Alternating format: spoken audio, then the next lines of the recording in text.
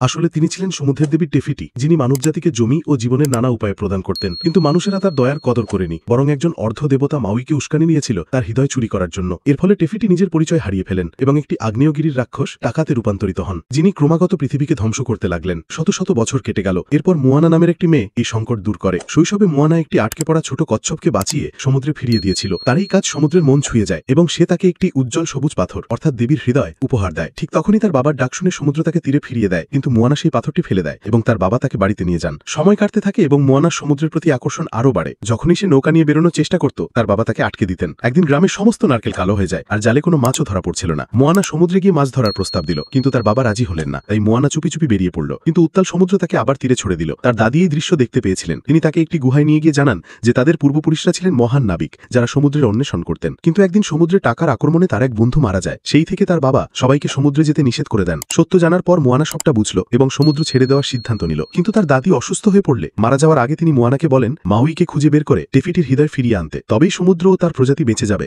এরপর তিনি টেফিটির হৃদয় মোয়ানার হাতে তুলে দেন। মোয়ানা তার গ্রাম ও দাদির জন্য এক রোমাঞ্চকর যাত্রায় বেরিয়ে পড়ল। পথে এক ঝড়ের কবলে পড়ে সে। জেগে উঠে সে নিজেকে একটি দ্বীপে খুঁজে পেল, যেখানে মাউই থাকত। মাউই ছিল একজন মোটাসোটা অর্ধদেবতা, যে তার জাদুকরী মাছের ভরসা দিয়ে যে কোনো প্রাণীতে রূপান্তরিত হতে পারত। কিন্তু সে টাকার কাছে হেরে গিয়েছিল এবং তার ভরসা সমুদ্রে হারিয়ে গিয়েছিল।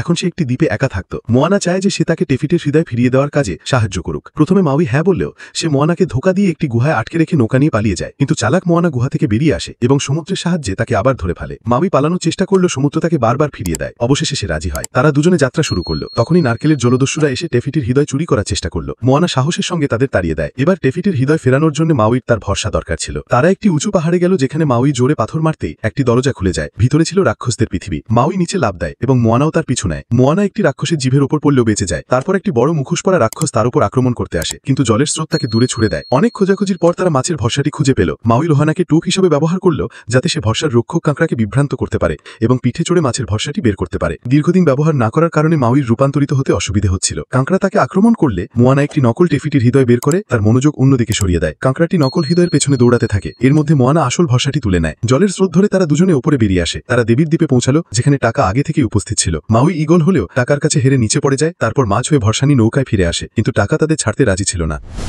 একটা বড় লড়াইয়ের পর মাউইর ভরসা ভেঙে যায় এবং সে হার মেনে চলে যায়। মোয়ানা একা হয়ে গেল। সে সমুদ্রকে হৃদয় ফিরিয়ে দিল। তখনই তার দাদির আত্মা এসে তাকে হার না মানার অনুপ্রেরণা দেয়। মোয়ানা আবার হৃদয় নিয়ে সমুদ্রে ঝাঁপ দিল। টাকার চোখে চোখ রেখে সে নৌকা চালায়। সমুদ্র একটি কুয়াশা তৈরি করে, যাতে টাকা দেখতে না পায়। টাকা নৌকাটি উল্টে দিল, কিন্তু মাউই এসে বাধা দেয়। মোয়ানা চুপচাপ চূড়ার কাছে পৌঁছায় এবং দেখতে পায় টেফিটি সেখানে নেই। যদি ভিডিওটি ভালো লাগে তাহলে লাইক করুন, কমেন্ট করুন এবং সিনেপথ বাংলাকে সাবস্ক্রাইব করুন।